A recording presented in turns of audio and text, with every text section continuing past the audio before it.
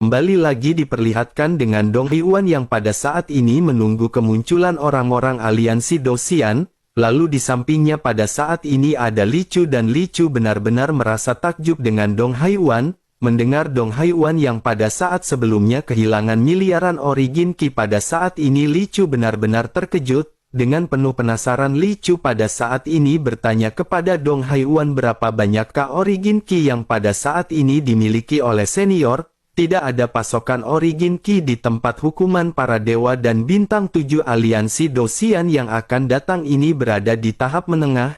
Sosoknya setidaknya akan memiliki total 50 juta bintang di lautan bintang miliknya. Dong Haiwan pun menganggukkan kepalanya dan berkata bahwa jumlah itu sangat kecil. Meskipun Dong Haiwan telah kehilangan miliaran yang tersebar namun masih ada beberapa miliar lagi oleh karena itu hal tersebut tidaklah bermasalah. Li Chu pada saat ini benar-benar hanya bisa ternganga mendengar apa yang baru saja dikatakan oleh Dong Haiwan. Sementara itu di sisi lain di dalam hampaan terlihat sebuah bahtera yang sedang melayang. Ada hampir 1000 sosok yang berdiri di atasnya dan di antara mereka ada 3 dewa yang merupakan pemimpin dari aliansi hukuman para dewa. Sosok-sosok ini adalah Li Zhu, Fang Yi dan Qiu Yi yang memimpin pergerakan. Namun di depan mereka pada saat ini ada 3 sosok yang berdiri dengan megah. Mereka mengenakan jubah yang sangat bagus dan hal tersebut benar-benar berbeda dengan orang-orang dari hukuman para dewa. Pemimpin dari sosok-sosok ini pada akhirnya segera mulai perlahan berbicara. Sosoknya bertanya apakah Xiao Feng yang menyebabkan permasalahan di sini. Sosok yang baru saja berbicara pada saat ini mengangkatkan kepalanya dan benar-benar terlihat sombong. Di pandangan mereka sepertinya seolah-olah orang-orang di tempat hukuman para dewa ini benar-benar hanyalah penjahat. Mereka benar-benar memandang ke arah orang-orang yang berada di tempat hukuman para dewa dengan sangat rendah. Sementara itu di sisi lain Li Zhu pada saat ini segera mulai berbicara perlahan sambil menangkupkan tangannya.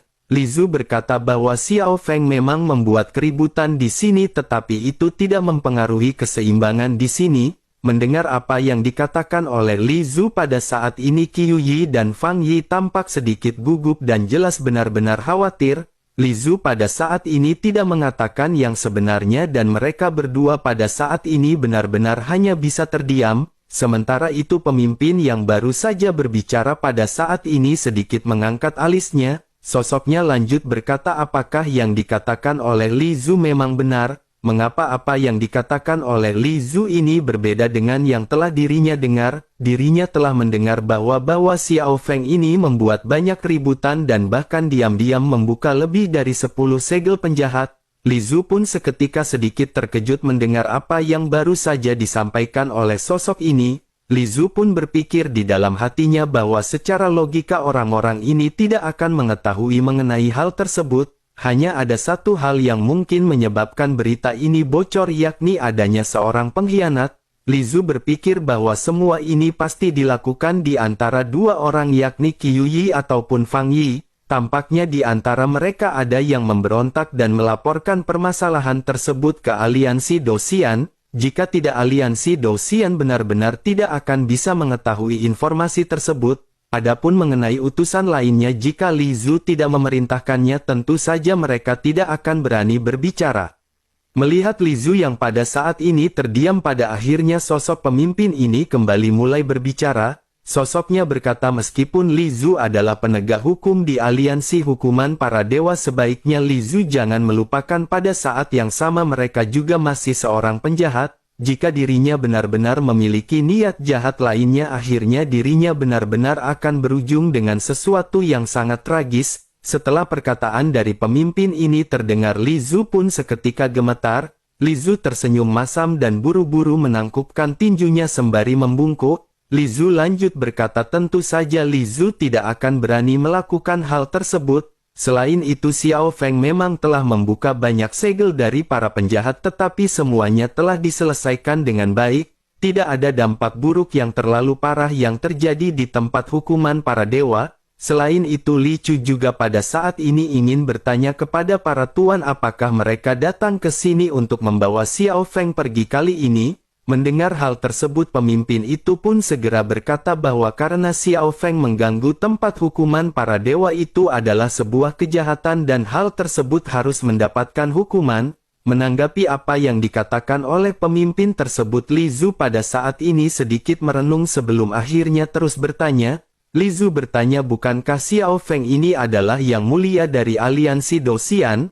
Mendengar apa yang dikatakan oleh Li Zhu, pemimpin itu pun pada saat ini sedikit memiringkan kepalanya dan menatap tajam ke arah Li Zhu. Sosoknya berkata, bukankah Li Zhu mengetahuinya bahwa setiap orang yang datang ke aliansi hukuman para dewa adalah penjahat?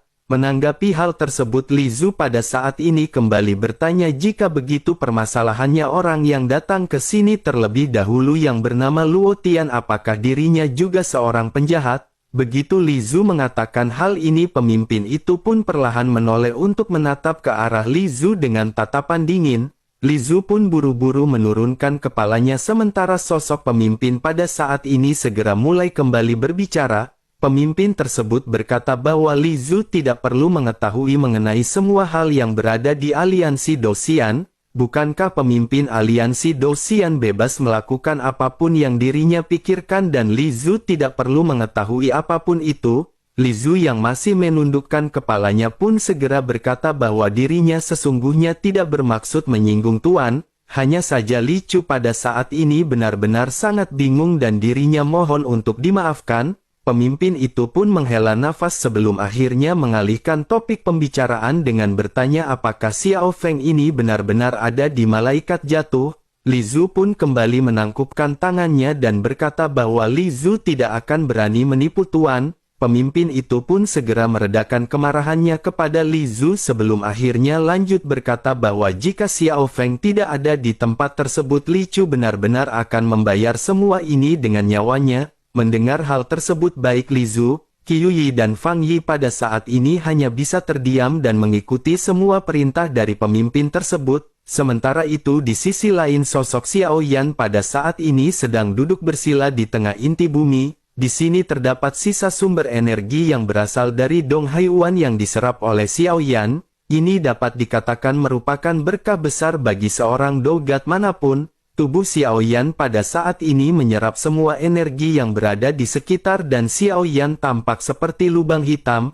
Lautan bintang yang bertotal 250.000 bintang di tubuh Xiao Yan pada saat ini terus-menerus bertambah. Ada jutaan sumber origin Qi di sini dan hal itu cukup untuk diserap dan dipadatkan oleh Xiao Yan. Sementara itu klon dewa asli yang telah mengetahui tujuan dari aliansi Dosian tidak dapat pergi untuk sementara waktu. Lei Ji juga pada saat ini sudah terbangun dan matanya pada saat ini menatap ke arah klon dewa asli.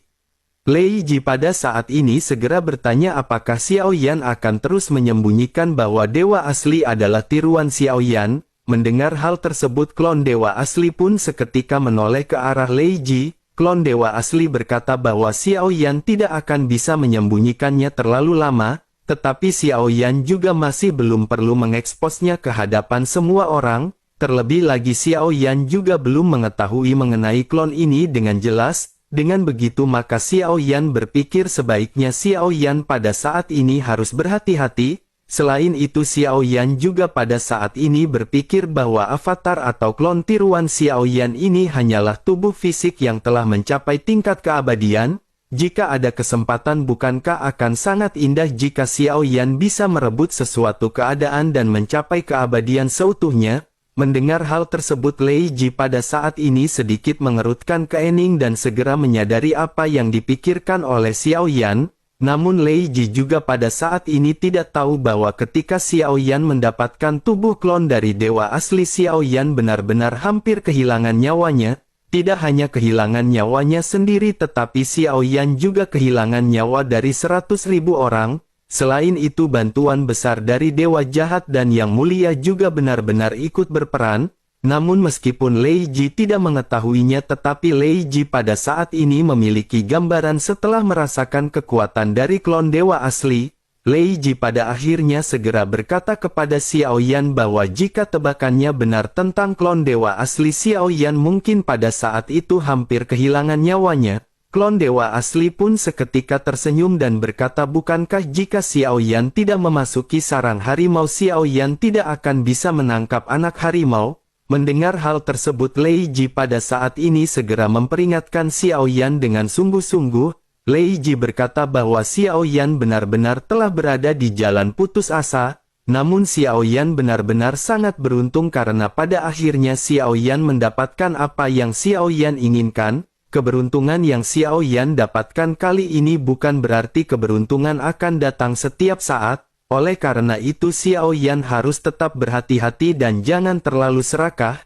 Mendengar hal tersebut, Xiao Yan yang mendiami tubuh fisik dari klon dewa asli pada saat ini hanya bisa menganggukkan kepalanya. Xiao Yan lanjut menggaruk kepalanya dan pada saat ini berpikir apa yang dikatakan oleh Lei ini memang benar. Xiao Yan tidak bisa menggigit lebih dari apa yang bisa Xiao Yan punya. Xiao Yan juga menyadari bahwa pengambilan klon selanjutnya pasti akan sangat merepotkan. Oleh karena itu yang terbaik pada saat ini adalah Xiao Yan seharusnya menstabilkan kekuatannya sendiri dan meningkatkan kemampuannya. Tubuh utama adalah fondasi dari segalanya, sementara avatar dapat dikatakan sebagai tangan kanan. Xiao Yan benar-benar harus dapat mengerahkan kekuatan yang sangat kuat dan Xiao Yan harus bisa menggunakan penggabungan yang sangat ekstrim. Terlebih lagi begitu klon sekuat itu terungkap, pasti hal tersebut akan menimbulkan bencana yang tidak bisa dibayangkan oleh Xiao Yan. Identitas dari dewa asli ini benar-benar sangat mulia dan akan banyak orang yang mengincarnya. Xiao Yan pada akhirnya menghela nafas dan pada saat yang bersamaan pada saat ini Xiao Yan merasakan sesuatu. Kekuatan spiritual yang dilesatkan oleh Xiao Yan pada saat ini dapat dirasakan juga oleh klon dewa asli.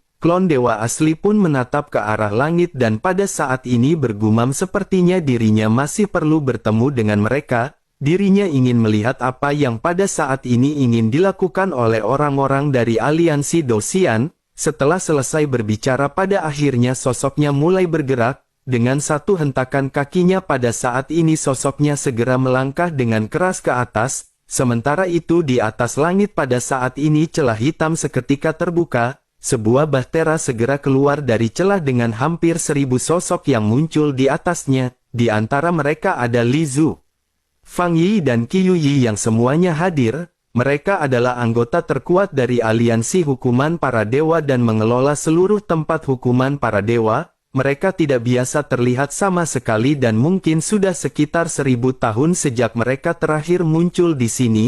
Namun tiga sosok ini tampak dipimpin oleh 3 orang yang berada di depan mereka. Pemimpin dari ketiga sosok ini segera menyadari posisi Dong Haiyuan dan pada saat ini segera mulai berbicara. Sosoknya dengan tatapan tajam segera bertanya di manakah Xiao Feng. Dong Haiyuan pada saat ini tidak menjawab dan sosoknya masih menutup matanya dan tidak ada yang tahu apa yang dirinya pikirkan. Melihat Dong Haiyuan yang pada saat ini tidak bereaksi, pemimpin itu pun menjadi marah. Sosoknya berkata kepada Dong Haiyuan bahwa dirinya pada saat ini bertanya kepada penjahat di tempat hukuman dewa. Setelah mendengar perkataan ini barulah Dong Haiyuan perlahan membuka matanya.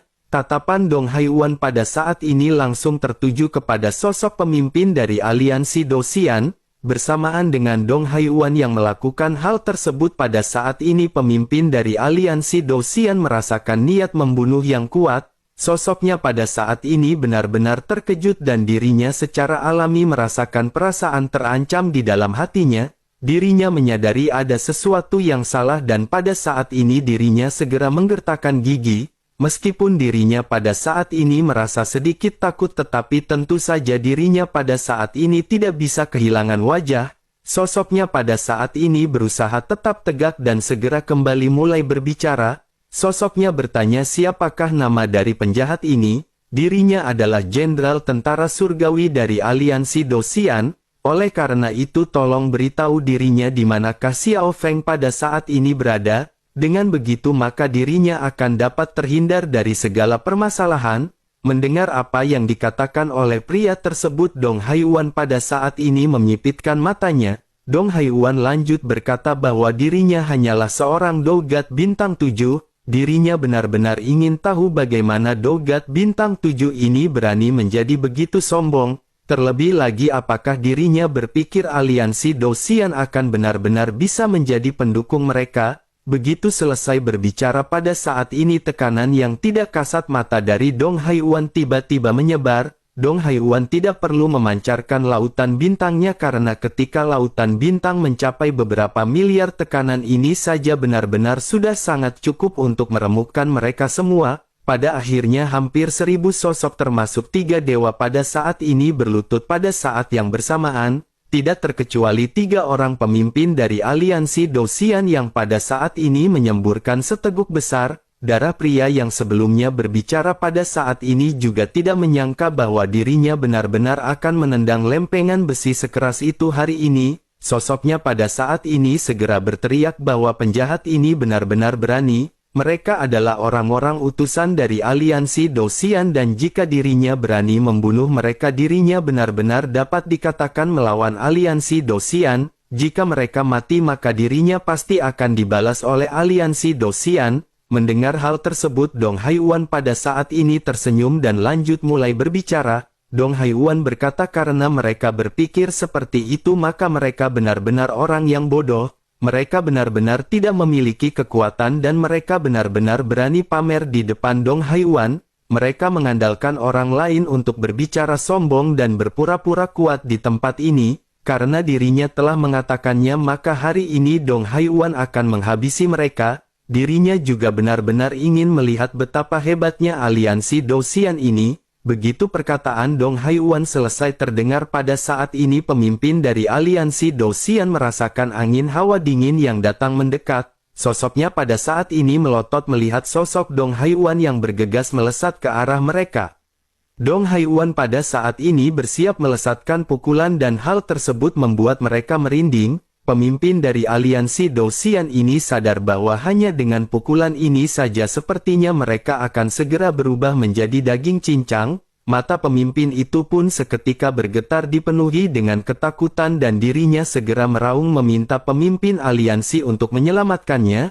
Mendengar hal tersebut Dong Haiyuan pada saat ini hanya tersenyum dingin dan tinjunya pada saat ini segera terangkat. 3 sosok yang dipimpin oleh Li Zhu juga pada saat ini benar-benar terkejut dengan apa yang pada saat ini terjadi, meskipun mereka tahu bahwa ada banyak orang kuat yang tersegel di tempat hukuman para dewa, namun mereka pasti akan tetap terkejut ketika benar-benar melihat kekuatan mereka di hadapan masing-masing. Ketiganya pada saat ini hanya bisa menggertakkan gigi menatap ke arah tinju yang semakin membesar di hadapan mereka semua. Namun pada saat yang bersamaan tiba-tiba sebuah suara keluar dengan tenang yang meminta Dong Haiyuan untuk menunggu sejenak. Tinju Dong Haiyuan pun tiba-tiba berhenti setelah mendengar suara yang sangat familiar. Dong Haiyuan pun menoleh dan menatap ke arah klon dewa asli. Dong Haiyuan pun mengangguk dan pada saat ini melangkah mundur mendekati klon dewa asli.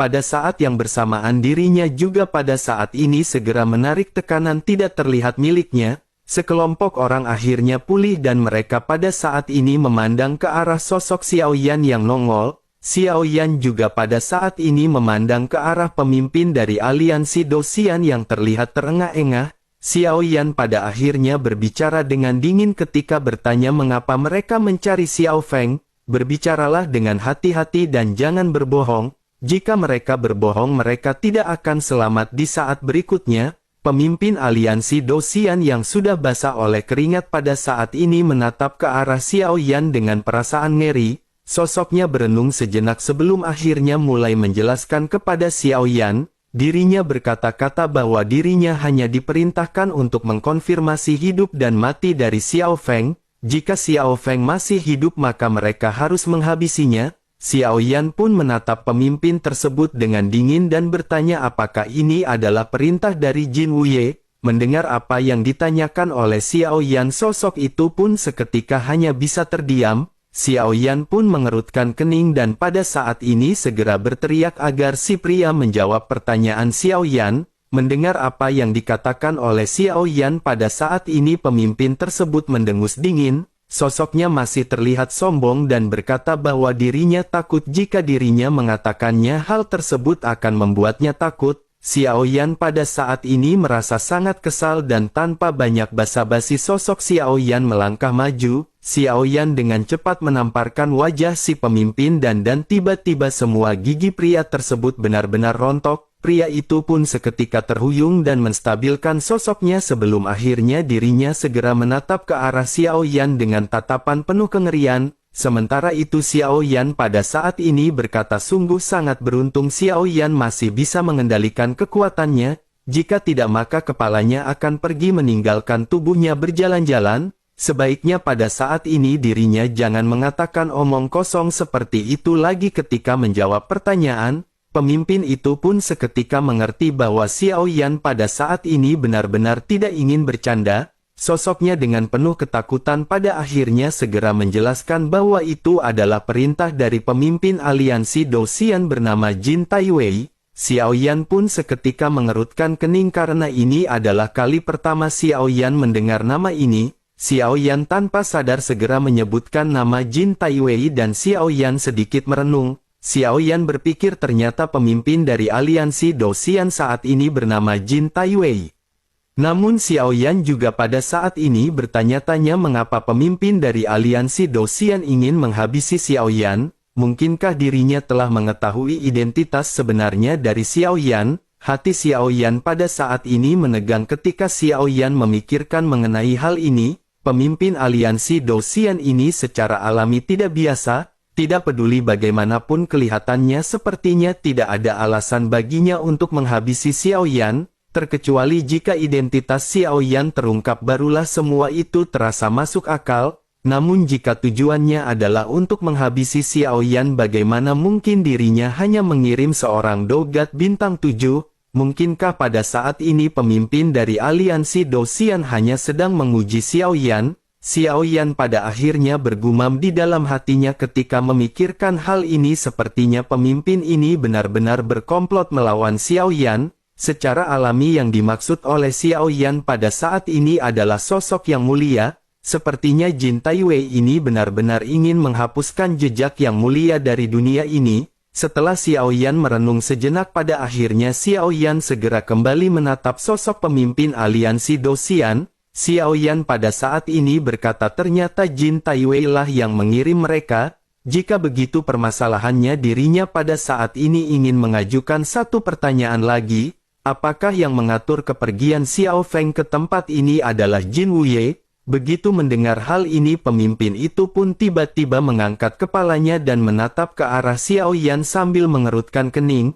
Melihat wajah asing ini dirinya benar-benar tidak dapat mengingat bahwa ada orang kuat di aliansi Dou-Xian. Pria ini benar-benar mengenali Jin Wuye dan dirinya benar-benar ingin tahu siapakah sosok pria ini. Mata pria ini pun memerah dan pada saat ini dirinya segera bertanya siapakah sosok ini. Xiao Yan pada akhirnya berkata dengan dingin mendengar apa yang baru saja menjadi jawaban pria tersebut. Xiao Yan pun lanjut berkata bahwa dirinya adalah orang yang menginginkan hidup dari si pria. Pemimpin aliansi Dou-Xian ini seketika bisa merasakan niat membunuh yang kuat dari Xiao Yan. Sosoknya pada akhirnya segera berkata jika dirinya berani menghabisinya alians Dou-Xian tidak akan pernah membiarkannya untuk bisa pergi. Xiao Yan pada saat ini benar-benar sangat muak dan Xiao Yan berhenti berbicara omong kosong terlalu banyak. Xiao Yan pun segera mengangkat tangannya dan Xiao Yan kembali menamparkan dengan keras ke arah si pria.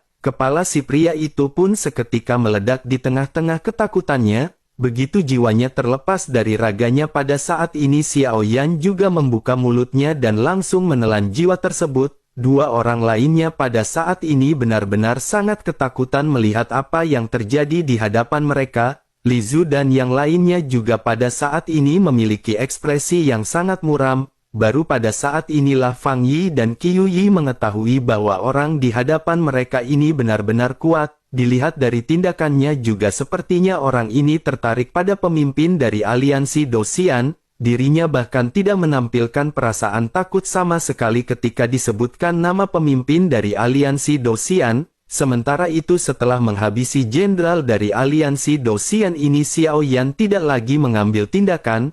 tidak ada gunanya menghabisi orang-orang ini dan alasan mengapa Xiao Feng menghabisi pemimpin dari aliansi Dou-Xian hal itu hanya bertujuan untuk menunjukkan sesuatu kepada pemimpin aliansi Dou-Xian yang bernama Jin Taiwei. Xiao Yan pun segera menoleh dan menatap ke arah Dong Haiyuan sebelum akhirnya berkata bahwa mereka harus segera pergi. Permasalahannya sudah terselesaikan dan mereka tidak perlu lagi terlibat dengan masalah sepele ini. Dong Haiyuan pun seketika mengangguk dan pada saat ini Dong Haiyuan hanya bisa mengikuti apapun perkataan dari Xiao Yan. Pada akhirnya segera setelah itu sosok Dong Haiyuan dan Xiao Yan tenggelam kembali ke dalam lubang hitam. Pada saat ini hanya tersisa sosok Li Zu yang tertegun di tempatnya dan butuh waktu lama sebelum mereka perlahan menegakkan punggung masing-masing. Hampir 1000 orang di sini semuanya bermandikan keringat dingin. Pada saat itu mereka semua benar-benar merasakan kematian yang begitu dekat. Pada akhirnya setelah semua orang tersadar mereka pada saat ini memutuskan untuk segera kembali. Di tengah-tengah perjalanan pada saat ini Kui Yi benar-benar terkejut dengan adegan sebelumnya. Kui Yi pada akhirnya bergumam kekuatan macam apakah yang dimiliki oleh orang tersebut. Li Zu pun menghela nafas perlahan dan berkata setidaknya sosok tersebut berada di tingkat keabadian. Ada perbedaan tingkat keabadian dengan mereka dan mereka tidak akan bisa menilai hal tersebut secara akurat. Setelah selesai berbicara Li Zu pada saat ini segera menampilkan ketidaksenangannya kepada Qiu Yi dan Fang Yi. Li Zu pada saat ini berpikir ada pemberontak di antara mereka atau bahkan keduanya. Namun Li Zu pada saat ini menekan perasaan tersebut karena Li Zu berpikir harus menyelesaikan permasalahan lain terlebih dahulu.